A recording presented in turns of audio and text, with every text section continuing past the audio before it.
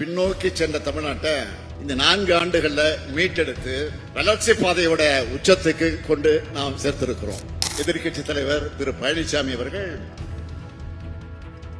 அவங்களுடைய நண்பர் யாரு, ஒன்றிய அரசு. இப்ப அவங்க நண்பர் தானே, அதான் அவங்களுடைய நண்பரான ஒன்றிய அரசு கொடுத்த புள்ளி விவரத்தையே சரியில்லைன்னு பேசுறாரு. இப்போ 14 ஆண்டுகளுக்கு முன்னாடி இருந்த தலைவர் கலைஞர் ஆட்சிக்கு பிறகு இப்பதான் இந்த இரட்டை இலக்க நாம அடைஞ்சிருக்கிறோம்.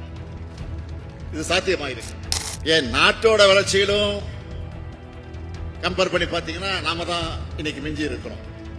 இதுதான் திமுக ஆட்சி. தென்குமரியிலிருந்து சென்னை வரைக்கும் சமச்சீரான வளர்ச்சி இருக்கணும்னு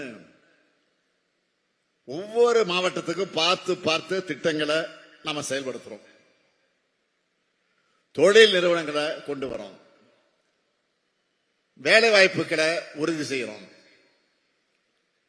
இதனாலதான் 11.19 விழுக்காடு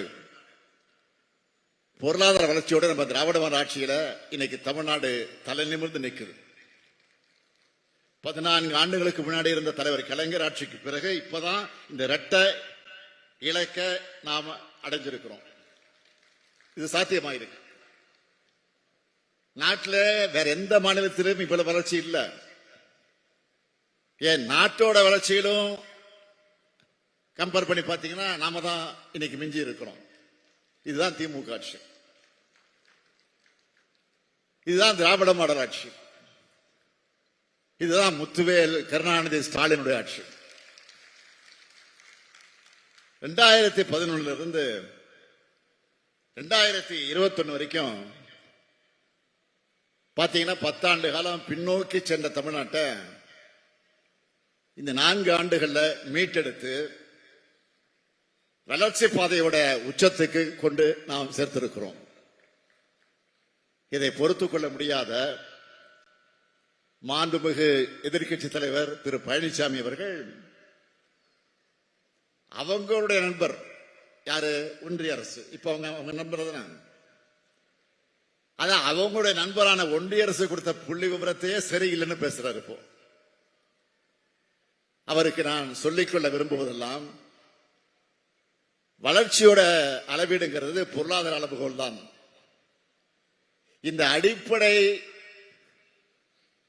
அறிவுஜீவி தெரியாத, அடிப்படை கூட தெரியாத அறிவுஜீவி மாதிரி இன்னைக்கு அறிக்கையை விட்டுட்டு இருக்காரு.